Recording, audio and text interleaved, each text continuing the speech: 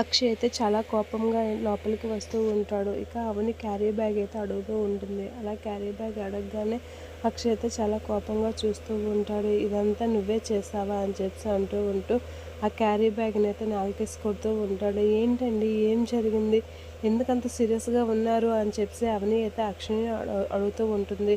వంట చేసి అంత కారము ఉప్పు పోసేసి మా అందరి దగ్గర నన్ను తలెత్తుకోకుండా చేసేసావు అని అంటూ ఉంటాడు. ఏంట్రా అయింది అక్షయ్, ఎందుకంత కోపంగా ఉన్నావు? అయినా అన్ని రోజులు ఒకేలా వండుతారా వంటలు, ఏదో చిన్న పొరపాటు జరుగుంటుంది అని చెప్పి వాళ్ళ అత్తయ్య అయితే అంటూ ఉంటుంది. ఆ మాటలకి చిన్న పొరపాటు అయితే నేను అసలు పట్టించుకునేవాడిని కాదమ్మా, అది చిన్న పొరపాటు కాదు, కావాలనే చేసింది, అందరి దగ్గర నన్ను తక్కువ చేసి చూసేలా చేయడానికి ఇదంతా చేసింది అని అయితే అంటూ ఉంటుంది. లేదండి, నేను వంట చేసినప్పుడు చూశాను, అన్నీ సరిగ్గా సరిపోయేవే, ఎందులో ఏమీ ఇది లేదు, బాగానే సరిపోయేవే, చూసే చేశాను అని అంటే, లేదు అమ్మా అని అంటూ ఉంటాడు.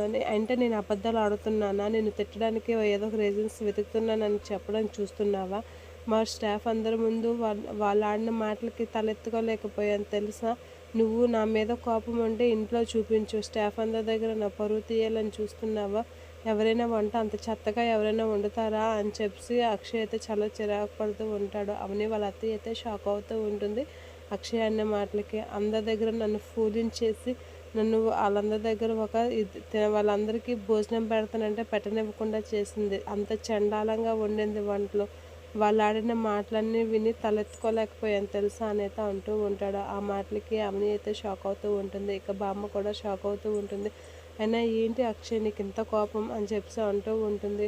నువ్వు ఇంట్లో వాళ్ళు నే నమ్మించడానికి ట్రై చేసే బదులు పద్ధతిగా ఉంటే మంచిది కదా, నువ్వు చేసిన తప్పులని కవర్ చేసుకుంటే సరిపోతుంది, ఇంకా నువ్వు వన్ టైం నీట్గా చేస్తావు అని చెప్పి అక్షయ్తో చాలా చిరాకు పడుతూ అవనిని అయితే తిడుతూ ఉంటాడు. అయినా అవని ఏం చేస్తుందిరా, నువ్వు అవనిని అనేసి మాట్లాడుతున్నావు, ఏదో తెలుస్తుందా నీకు అవని గురించి అని అంటే, ఇప్పుడు అవన్నీ ఎందుకమ్మా అనేది అంటూ ఉంటాడు.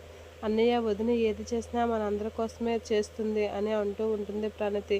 నీకు అదేం తెలీదు ప్రణతి, నాకు ఏం చేస్తుందో ఏం చేయలేదో తెలిసే మాట్లాడుతున్నాను అని గట్టిగా అంటూ ఉంటాడు అక్షయ్. షాక్ అవుతూ ఉంటుంది.